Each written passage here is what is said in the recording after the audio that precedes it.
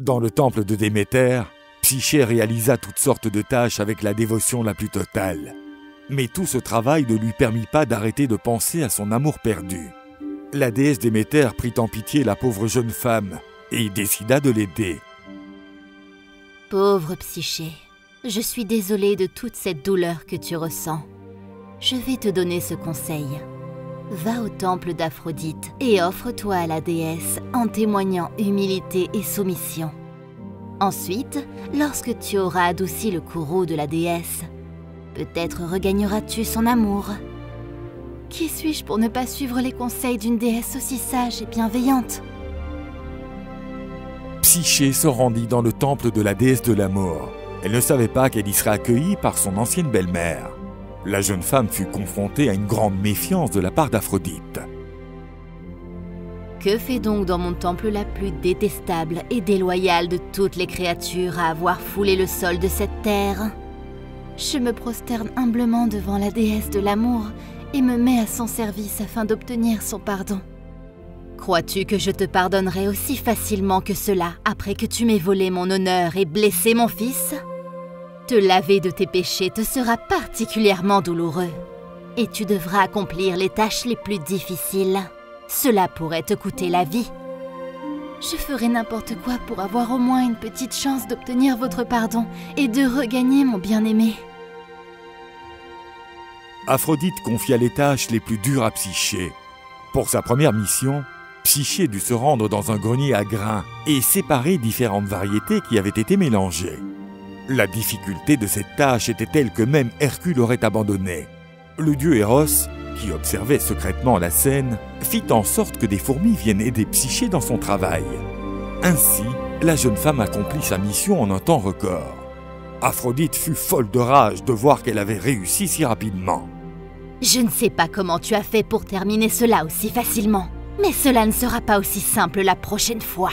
Psyché était censé apporter à Aphrodite une poignée de laine dorée d'une dangereuse brebis. Il ne s'agissait pas d'animaux ordinaires.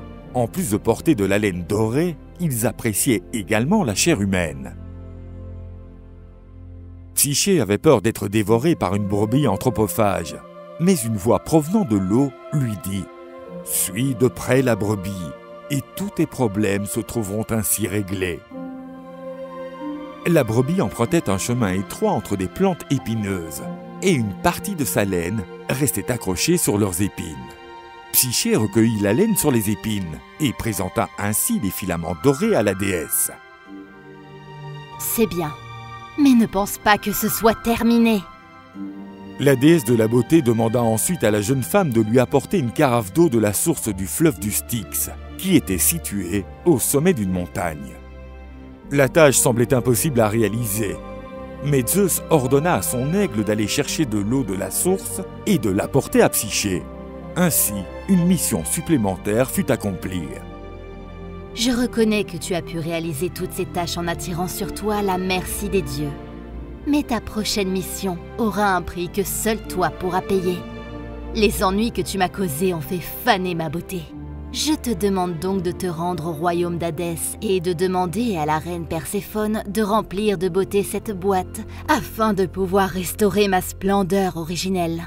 Ensuite, tu auras mon pardon et ma bénédiction pour retrouver mon fils. Psyché savait désormais que sa fin était proche. En effet, elle n'avait aucune idée de comment pénétrer dans le monde souterrain, à part celle de sauter la vie.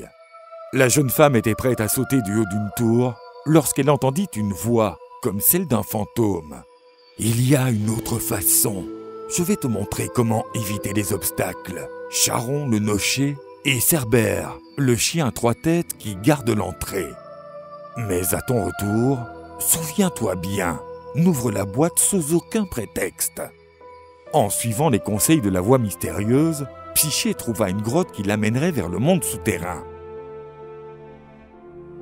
Après une longue descente, elle atteignit les rives du fleuve d'Achéron, et c'est là qu'elle rencontra Charon, le nocher. Elle donna 2 pièces à Charon en guise de paiement. Je suis au service de la déesse Aphrodite, et j'ai une audience avec la reine Perséphone, qui m'attend. Ainsi, elle traversa le fleuve des morts vers le domaine d'Hadès. Psyché se présenta au roi et à la reine du monde souterrain, Hadès et Perséphone. Qu'est-ce qu'une mortelle fait donc chez nous? Je suis là sur les ordres d'Aphrodite, qui vous demande de remplir cette boîte d'un peu de votre beauté, afin de pouvoir rafraîchir la sienne. Perséphone lui rendit la boîte, qui était maintenant un peu plus lourde, et Psyché se dirigea vers le monde souterrain. Psyché rencontra Cerbère, qui l'empêchait de passer. Mais guidée par la voix mystérieuse, elle avait emporté avec elle du pain à l'orge et au miel imbibé d'une substance soporifique. Elle l'offrit au chien, qui s'endormit, et c'est ainsi que Psyché put revenir à la surface. Alors que le nocher la ramenait à son point de départ, la jeune femme vit son propre reflet dans l'eau, et elle remarqua que tout ce travail lui avait donné l'air fatigué. Psyché démarra son ascension pour revenir à la surface. Elle aurait bientôt terminé sa dernière mission. Cette boîte déborde presque de beauté. Cela ne ferait aucun mal d'en prendre juste un tout petit peu pour moi. Et ainsi, lorsque je retrouverai mon bien-aimé, je serai belle et rayonnante pour lui. Psyché ouvrit la boîte et il en sortit une brume noire. Son corps se mit alors à absorber cette brume. Psyché s'évanouit et la vie commença à la quitter. Eros sentit que quelque chose était en train d'arriver à sa bien-aimée et s'élança pour la sauver. Lorsqu'il trouva Psyché, elle était glacée comme une défunte. Thanatos, représentant la mort, était aux côtés de sa dépouille. « Ma chère Psyché, ne me laisse pas maintenant !» Utilisant ses pouvoirs, Eros extirpa la brume mortelle du corps de sa bien-aimée et la remit dans la boîte. Psyché se réveilla dans les bras d'Eros et dit « Mon amour, maintenant, je peux enfin te regarder dans les yeux sans risquer de te perdre. » Le couple s'embrassa alors passionnément. Eros demanda à Psyché de terminer son travail et d'aller remettre la boîte à Aphrodite. Pendant ce temps-là, le dieu de l'amour s'envola pour le mont Olympe, où il supplia Zeus de convaincre Aphrodite d'autoriser le couple à se réunir. Eros mena Psyché au mont Olympe. Tous les dieux les y attendaient.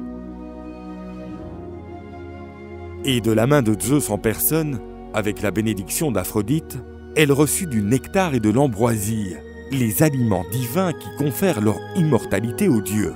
Psyché, ton chemin a été semé d'embûches, mais tu as su terminer ta quête. Désormais, tu es immortel et libre des obstacles créés pour imposer l'ignorance aux êtres humains. Le lien qui te rattache à ton mari ne sera jamais rompu, et cet amour vivra toujours. De cette union entre Eros et Psyché naquit Édonée, le dieu du plaisir. L'amour du couple l'un pour l'autre dura éternellement.